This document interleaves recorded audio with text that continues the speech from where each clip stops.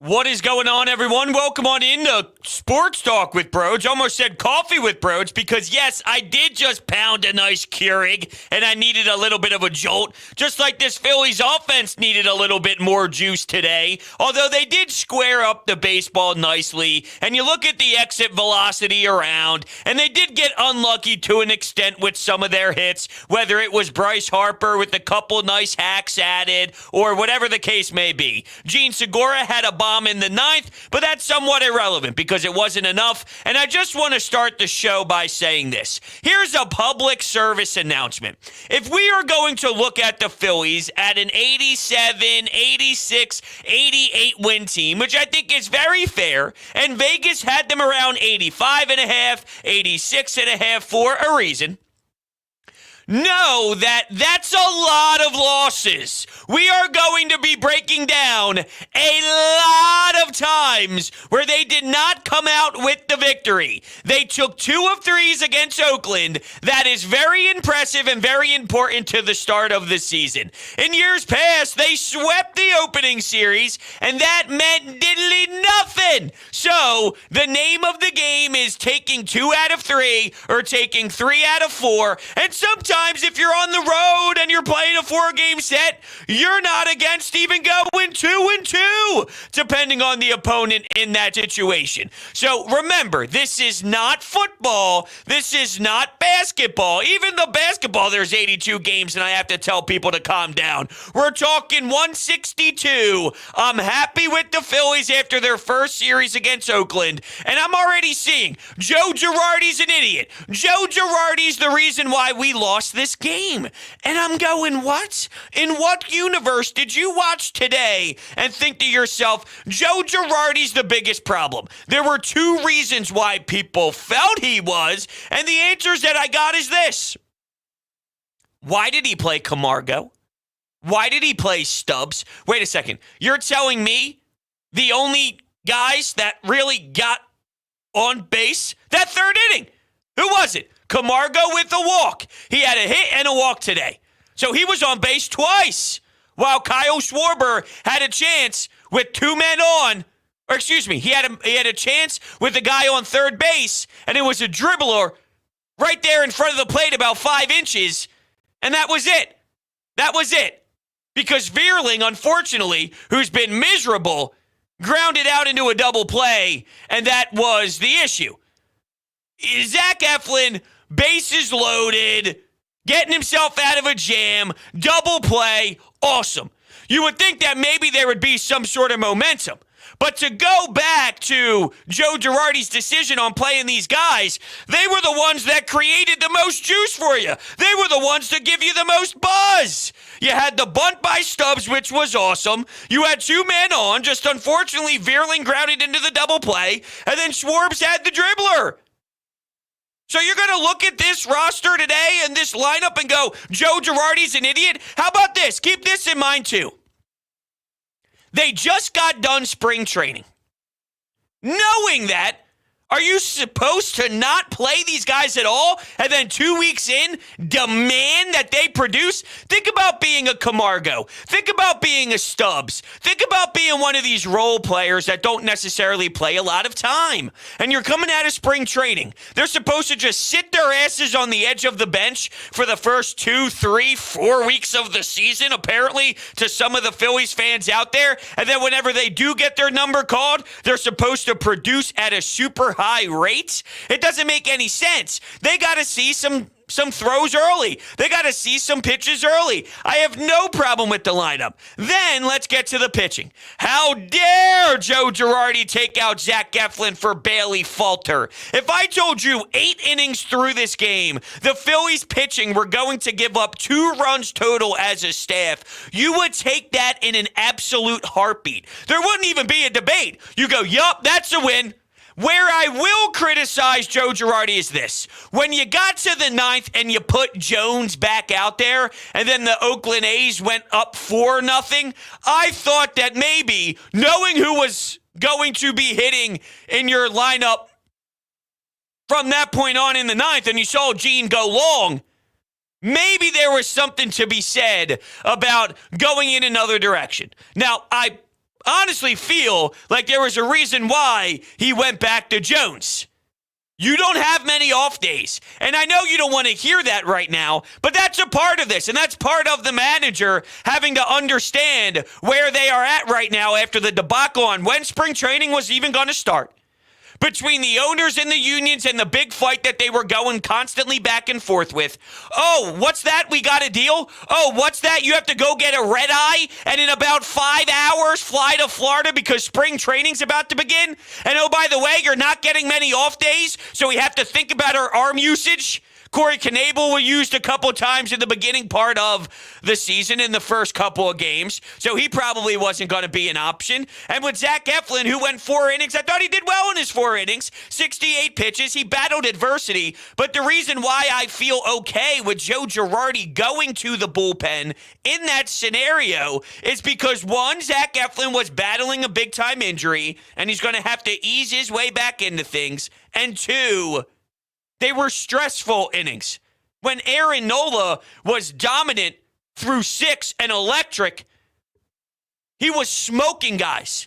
Zach Eflin, guys on the base paths. You had a really funky double play and a bases loaded, no outs jam that you earned yourself out of, which is awesome, and it's tremendous. But there's something to be said about a stressful inning and a stressful 4 innings total, just in general. Like, that's a stressful moment. Had a couple strikeouts, nice. But there's a difference between being there and where Zach Eflin is and where Aaron Nola is. My point is, this whole Joe Girardi slander already that I am constantly hearing, it's embarrassing. It's embarrassing. Putting Falter in the game didn't lose you the game. Even going to Jones didn't lose you the game. I didn't like him staying in the 9th. Because knowing what part of the order was up, and Gene Segura goes yard 2-1 in the 9th with some power available for you is a lot different than 4-1. But I still don't think that's the difference in the game. They had 3 total hits. We talked about the identity of this team being, can they rake? Will they rake? Will they score a lot of runs? If they score a lot of runs, they're going to win. And oh, by the way, one of those plays was a bunt. So one of those hits of your 3 was a bunt. A great bunt by Stubbs. Not that I want to get into the debate on is bunting worth it or not, but just to put it in perspective of what we saw last year when BRYCE HARPER would bunt towards the third base line, and I would freak out and cry about how there's no reason why I'm paying BRYCE HARPER to bunt, considering when he doesn't bunt, he's an NL MVP. So please, swing the bat at the dish. Please, I beg of you. I want you to crush the baseball. I want you to murder the baseball. I want you to hit the baseball far. I don't want BRYCE HARPER to bunt because the other team would live with that every day of the week. When it's Stubbs and the guy's grinding and the guy's earning every moment he gets out there, well, then it's a totally different scenario. But that's where the game was lost. Blaming Joe for every move. Sometimes you can make a move that's fine and the pitcher doesn't execute. That happens. I don't love Bailey Falter to death, but I understand early in the season recognizing that you have to use these guys. This is your roster. If you think that you just don't use them ever, and then once in a blue moon elect to call their names, when are they going to be able to do their job then if you're just randomly never throwing them out there? It doesn't make any sense. Bailey Falter wasn't good today. Connor Brogdon, hey, 2/3, allowed a hit, but got out of a situation. We need him to be a key piece. There's a difference between inning eaters and long relievers, and then guys you're going to be heavily invested in to a longer degree and to a more important degree out of your pen. Every team has their version of Bailey Falters. Every team is going to have to call on those guys throughout a game. And when Eflin, and keep in mind, it's the first start for him in quite some time with the injury, but when Zach Eflin is out there and he gives you 4, you have to call one of those guys' names. And it did not go extremely well. It didn't go insanely poorly. The score was 2-0 all game long. The problem was the offense was cold, just like the weather out there. It didn't help that Ben May sucks. Are you kidding me with that strike zone? Kyle Schwarber gets called out 5 feet off the plate on the outside corner? Are you blind? How are you possibly in that position as a job, right? How are you hired to do that job? If I'm the MLB, I'm bringing in Ben May into my office and saying, you suck, you blow, you're awful, you're bad, and you need to study every single pitch that went down, and you need to explain to me in detail for every pitch that you got wrong. I want a 4-paragraph essay so you can define what went through that thin brain of yours, because it was terrible. One of the worst umpired games that I remember in quite some time. Someone reached out to me today also and said that this offense is so underwhelming. I can't believe that we thought for a minute that they could be a powerful, lethal offense. What? If you believe this team could be an 87-win team, which is fine, which is fair, think about the losses. I tie this to the Sixers. The teams that win the NBA championship. Not that I think the Sixers are going to win the NBA championship. Listen to me, though. The teams that win the NBA championship, what do? They win 50-plus regular season games. How many losses is that? You're going to lose games, and your team's going to end up not producing on some days. Today, that was the case for the offense, but they will be just fine. It was cold out there. Maybe they were hacking and taking some hacks, but the exit velocity was good. There were some real legit strokes out there that would fall on a different day. It just didn't today. You're not going to sweep every series? Hey, maybe you can make the argument that they're a tad overrated based off of what we've seen in the past and what we've seen against the Atlanta Braves. I'm still stoked about this team, and I can't wait to see the Mets. I'm so pumped for this Mets series that I bought tickets for Wednesday afternoon at 1 o'clock, and I will be there, and I can't wait. The last I checked, it said Max Scherzer versus Aaron Nola. So if it ends up being the case, hello, how are you? My time's going to be spent greatly when watching that go down. What else I enjoyed watching, though, was Camargo play defense. I hate to say this, but every time I watch him make an outstanding play, whether he's going towards foul territory and making a play by the netting, or he's just catching a monster line drive that's cracked off the bat and goes right into his glove because he's perfectly positioned, or whatever it is, whatever the case may be, just a good traditional sound play when the shift is on, he's around the shortstop area, he charges the ball, he sets his feet while he's still moving, and it's just great. It's like he's setting his feet and he's moving at the same time. Unbelievable. How do you do that? Well, most people can. Alec Boehm just can't. That's my point. Every time I watch Camargo play and he's playing this defense as stellar as he is, there's a swag about him. There's a confidence about him. There's a cockiness about him. I have to be honest. My brain instantly goes to, wow, Alec Boehm sucks at defense. I mean, it's just true. Speaking of defense, though, Stott did bobble a ground ball. He did pick the ball up and make the throw over to first to get the out. I'm sure there's some nerve still. I'm sure that there's still some of that adrenaline rush rolling through his body, thinking, yup, we're here. This is the bigs. And, it's just something to monitor. That's all. He did make the play, and that's important. Every time Camargo makes one, I feel I'm already processing the alternative, which is, oh, man, Alec Boehm can never do that. Oh, Alec Boehm would never make that play.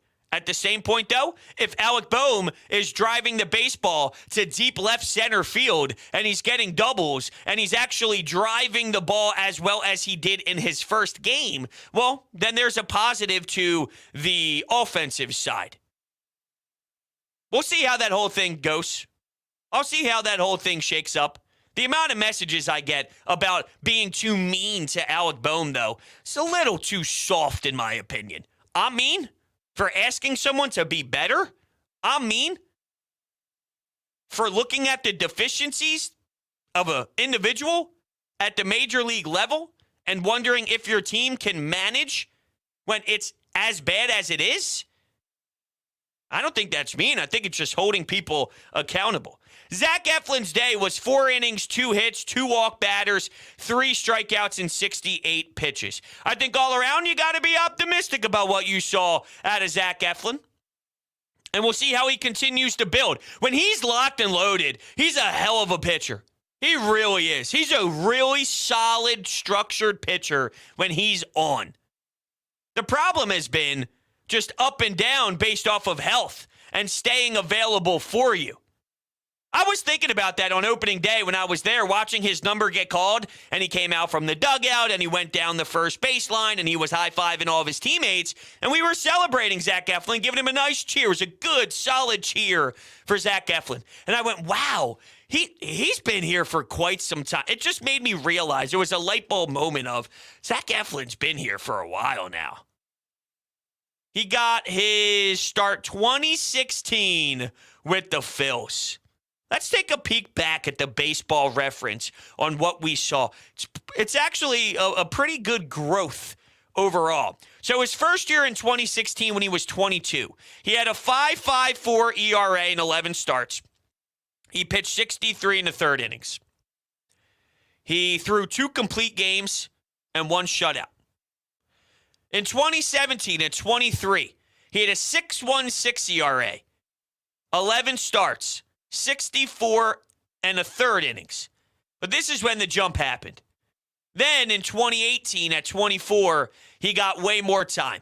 A 4.36 ERA, a 4.13 ERA, a 3.97 ERA. Back in 2020 in a shortened season, he threw a complete game there. He also threw a shutout. And then back in 2019, he had 2 complete games and 1 shutout as well. But you got to keep in mind, that's a different style of baseball these days. Not that these numbers wow you, but it shows you what I'm saying, which is when he's locked in, you're seeing complete games, you're seeing shutouts. Complete game shutout. I mean, that's you don't see that very often in today's game. Pitchers just don't have that. You go to your bullpen, you go to your relievers, you're getting yanked after this, you like a different matchup. So things change. When he's going and rolling, he's a pretty damn solid pitcher. It's just, can he stay healthy? Can he stay active? And can he be available for you for the long run? And that's something that we are going to figure out. Just like with Ranger Suarez, we're going to figure out who he is and what he's all about. Sub-2 ERA. He finished some scenarios out last season in the closer role in Boston. That's the one I always reference because I'll never forget it. In Boston, Fenway, top of the order. You got some big batters up at the dish. And here's Suarez. You need him for long relief. Here's Suarez. You need him for some pitching in the starting rotation. Here's Suarez. That's great. Is that Suarez? I sure hope so. I really hope so. I can't wait for him to get the ball, though. I can't wait to see Wheeler get the ball, too. This Mets series is going to be fun. Now, Mets fans normally come to town and take over Citizens Bank Park. I hate to admit it, but it's true. Is that going to happen this week? Weekday games, people traveling, or not only are they traveling from New York down to Philadelphia, but maybe they are here, and that's what they do for a living. They work down here, and then they just go check out the Phils Mets when the Mets come to town, and they're local. I have to say, they take over Citizens Bank Park. The difference is the buzz surrounding the Phillies now compared to then, well, it's been different for sure. Man, the poor Mets, they've been getting beamed, huh? The Nationals are out there hitting Pete Alonso. Francisco Lindor gets jacked in the face. They've been taking a beating in that series. Remember when Rhys Hoskins did a little trot? A little how do you do? Good times. I love this rivalry. The Mets might be my most hated, the Dallas Cowboys. The Dallas Cowboys. But the Mets are a close second for who I despise. All right, 856-442-9805. 856-442-9805. That is the phone number if you want to hop on board into the conversation. We'll start things off with Sean. What's up, Sean? What's going on, Hunter? Living the dream. The best way to keep the Mets fans quiet is to go out there and win ball games. I mean, you bounce back with a W tomorrow and you put some runs up, they'll get quiet real fast. Absolutely. You know? I love that you said that because I was listening to some things up in New York about what the Mets should do to respond. And the old school heads of people definitely said, get Max Scherzer out there, get one of your top dogs, start beaming them and hit them in their head and go back after them. And the response by some of the hosts at the time went more down the path of, go fucking beat them. Go beat them, punch him in the face, and then move on to the next one. How about you do that? And I just feel like that's probably the best approach nowadays. Anyway, that's too old school to think about just beaming guys in the head back. Just doesn't happen anymore. Yeah, the game has changed, but that leads to my next point. You touched on it earlier. I've been an advocate for the automated balls and strikes for years, and today's performance by Mr. May doesn't do anything to change my opinion. I mean, that was just horrible. And I think it affected Zach Eflin early. I think it ran his pitch count up. Pitches that were strikes were called balls. And it's tough when you're out there throwing and you don't know what's a strike and what's a ball, even if you're a hitter. I mean, the pitch to Schwarber, I could understand his point, but the one to Gene Segura was even worse. That was like to the on-deck circle, and he called it a strike. I mean, just an ugly performance today, just flat. I mean, in a 162-game season, you're going to have those. You still won the series, but now you face the Mets and a team that's been your kryptonite in the Marlins. It's about bouncing back, putting up runs, and getting wins. Very simple. Go out there, take at least 2 out of 3 from the Mets. You're 4-2 going on the road to Miami, and you go from there. I love it. I love it, Sean. Thank you. I love it. Good point. Yeah, with the automated strike zones, I always thought it would be weird and bizarre and get a little bit wonky and all. But I feel that with where technology is, there's a way to make it work where the umpire's still behind the plate, obviously. You still got some calls. You're going to have plays at the plate like you saw today. JT Realmuto, that was a cannon, by the way. An absolute cannon from the outfield to JT. JT probably should have been able to make the play. It was an awesome slide. It wasn't as egregious as what happened on opening day when BRYCE HARPER slid into second underneath the tag. This was a little bit more creativity in the slide, in my opinion, but still, it should have been made by JT Realmuto. Maybe you find a way where you get that translation involved by the computer and the umpire behind the dish, and we start getting in a little bit better of a direction, because that was an absolute mess. And you started by saying Zach Eflin got squeezed or Zach Eflin got hosed, and that definitely impacted his thought process. As soon as you said that, not that I'm discrediting it from a pitcher perspective, that obviously changes the way that you're feeling when you're on the mound. You have to know what you can and cannot throw, where you can and cannot throw it, but also hitting. If you're at the dish and there's a pitch 5 feet off the plate that you now have to worry about, changes everything. Absolutely everything. And now that I remember, I think maybe it was Connor Brogdon's pitch that was inside on the inside part of the plate. Maybe, just maybe, he got a benefit from that as well. So it was collectively awful. I'm sure that plays a big role when you're at the plate, though, and you just have no concept on where these pitches are called strikes or not. And I also think, too, though, they were going up there and hacking. Did the weather have an impact on that? They just felt, it's cold. I don't want to be out here too long. I'm just going to start roping. I'm just going to start trying to swing and crush these ones. Now, speaking of that, there was a pitch right down the heart of the plate. And this isn't the first time that I'm going to reference this with Bryson Stott. First pitch of the at-bat, 0-0's the count, right down the dick. I mean, it was right down the dick. And he looked at it. And you could tell by his body language, by his stance, he knew he screwed up. He knew that was the pitch. He ended up grounding out. It was a double play ball. He beat out the double play. Was that the one? Or was that a different at-bat where it ended up rolling into a double play, but he beat it out?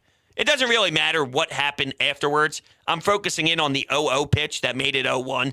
That's one that he has to deliver on, and he can drive big time. In spring training, I thought that there were many times where he would work a good at-bat, and that's something I will continue to praise Bryson Stott for. He's electric with feeling comfortable, looking smooth, and studying the AB. He's just good at it. He's studying everything, all the pitches throughout the entire process, whether it's a 5, 6, 7, 8 pitch at bat. He's studying all the information and soaking it in like a sponge. I think that's awesome, especially at that age. There are pitches, though, throughout those sequences that I'm very proud of him for, that he should be able to turn on. He should be able to drive. He's very young. That stuff will come. It's just an example, though, of the growing process and the growing pains of a young player, that's the pitch. And the broadcast mentioned it. Every at-bat, you get one. You miss that one, you're lucky to get a second. But every AB has that one. In that moment, the way Bryson Stott looked down, he had his foot up. You could tell he was disappointed. You could tell it almost deflated the AB a bit. That was it. And he just missed it. That stuff's going to happen. No doubt about it. We're going to watch this journey of a young kid in Stott blossom into an awesome player. Those are the moments you're looking for later on in the season, later on in this week. Did that change? Did he recognize? Did he go back? Did him and Kevin Long talk about the swing and just the approach in general? Maybe there's something to that. That stood out to me, though, like a sore thumb for sure. Let's go to Amadeo on the phones. What's up, Amadeo? The amount of people that are already overreacting about this loss, I find it to be very hilarious and, like you said, very embarrassing. And I want to go back to what Sean said even earlier. Like, you know how you shut those people up? You just win your games, win your series, beat the Mets, beat the Braves, beat the Marlins, win your division games, and just find ways to be consistent. You don't have to sweep every bad team you play. Just win the series. That's all that matters.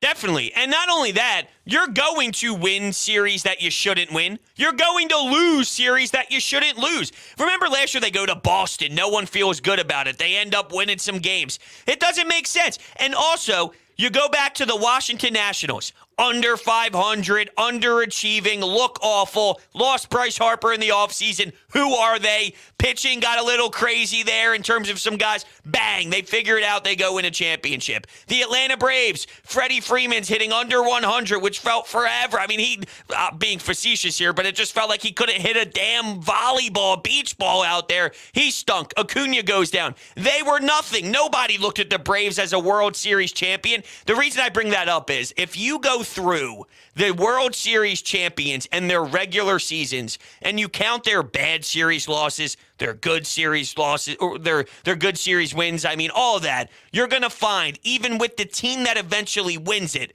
some down moments. Not that this is even that. This isn't that, but I'm talking more of a general sense. You'll find bad spots, bad months, bad 2-week spans, bad series all over the place with deep playoff teams. Exactly. And just even looking at some of the guys throughout this series, you see BRYCE HARPER only getting like 1 or 2 hits throughout this series. Yeah, he went a little cold during this stretch, but I'm sure he's good. You know, you don't think he's not pumped up to play the Mets this week. BRYCE is going to be fine. SCHWARBER is going to be fine. The rest of the lineup is going to be fine. I think the overreaction, even though there's probably very little of it, and we're just seeing the very loud few that are on social media do that. Yes. But the team's going to be fine. The team is going to be fine. I agree. You're probably right, though. It's more along the lines of it's a loud minority, and it's a very few. There's one in the chat right now, though. Hey, bros, I know it's too early to panic, but we've been dealing with preseason overexcitement since Harper signed. I can't disagree with that. Here's what I will say, though. If you don't see the difference in this roster and some of those ones we overhyped, the difference that I see should be more of the defining moment on why this is different. You have Major League Baseball players on your roster now. You didn't really have that last year. Maton, Jankowski. In the beginning stages of the season, Andrew McCutchen looked like a non-major leaguer. He eventually turned it around. You had a good Gene Segura. Didi didn't play at an MLB level. JT Realmuto, you can look at his numbers. I don't think his numbers really tell the full story on how bad he was and how beat up he was. So you weren't getting major league play, and you didn't, Luke Williams, all this stuff. Your pitching rotation was Matt Moore and Drew Smiley. And he didn't have the offense to support it. Now, if your back end is Gibson, is Suarez, still a question mark, but Gibson, Zach Eflin, if these are the guys in your 3, 4, 5 range with this offense, it's a lot different than Matt Moore. Who else was that? Did De Los Santos, was that last year or the year before? Good old De Los Santos. These years, they kind of form together.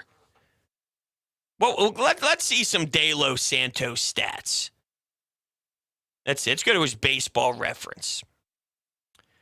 De Los Santos last year, a 6.75 ERA. The year before that, a 7.36 ERA. Whew. Man, I'll tell you what. That is some devastating stuff. That is absolutely crazy.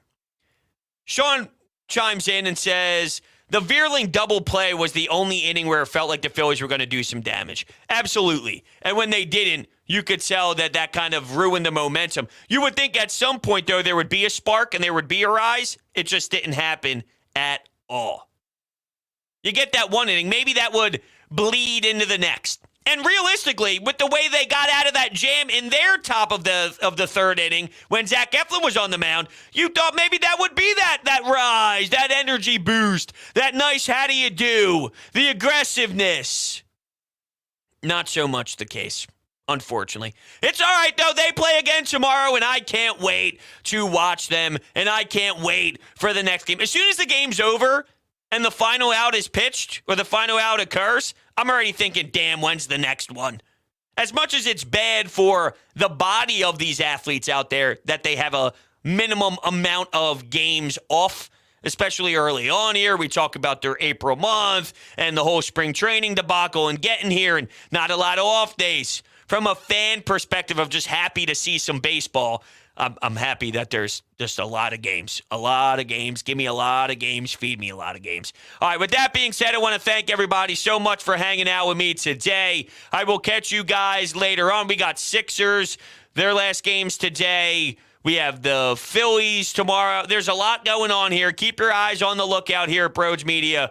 By the way, if you're new to the channel, make sure you hit that subscribe button, hit that thumbs up button. If you're looking to buy tickets to go to any game, SeatGeek has phenomenal prices right now. Promo code BROADS, SeatGeek's checkout page. And then lastly, Broads Media on Twitter and TikTok. Make sure you hit the follow button. Thank you guys so much, and I will see you next.